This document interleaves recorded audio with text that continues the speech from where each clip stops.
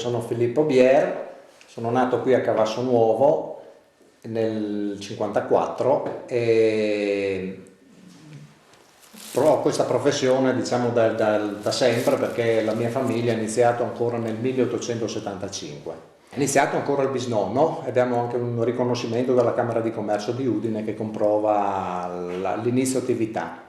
Ho iniziato ancora nei primi anni 90, quando il caro amico e collega Mattia Trivelli era stato lui il primo a portarla sui banchi di macelleria, perché la pittina era un prodotto che si faceva esclusivamente in famiglia, in casa.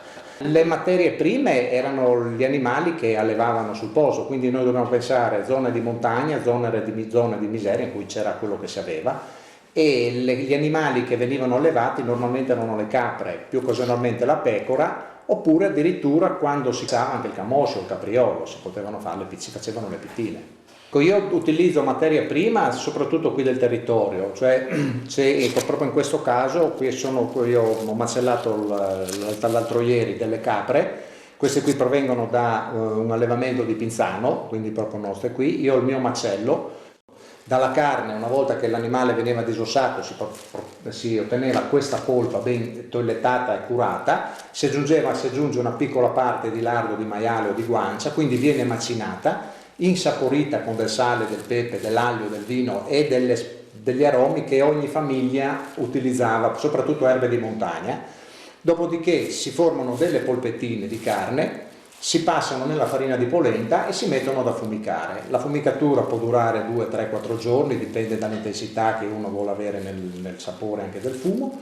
Dopodiché viene messa a stagionare. Si può consumare subito, fresca, diciamo cotta come si fa il salame nell'aceto, quindi tagliata a fettine, scottata nel burro e con la polenta.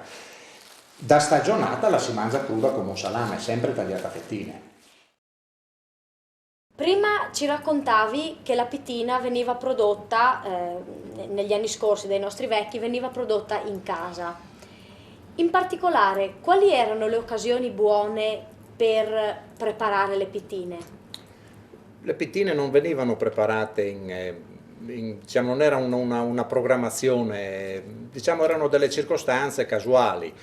Non so, l'animale che doveva essere macellato perché era troppo vecchio, perché non era più produttivo, no, che normalmente erano la capra o la pecora, oppure addirittura, come si racconta proprio dai vecchi, no, ci sono delle storielle che addirittura quando venivano ammazzati molte volte anche dei camosci di bracconaggio, no, le trasformavano subito in pittine, quindi in queste polpettine, per cui diciamo, le carni sparivano e non si potevano più distinguere se erano di capra, di pecora o di selvaggina battuta, che tant'è è stata definita anche negli anni passati la polpetta del bracconiere.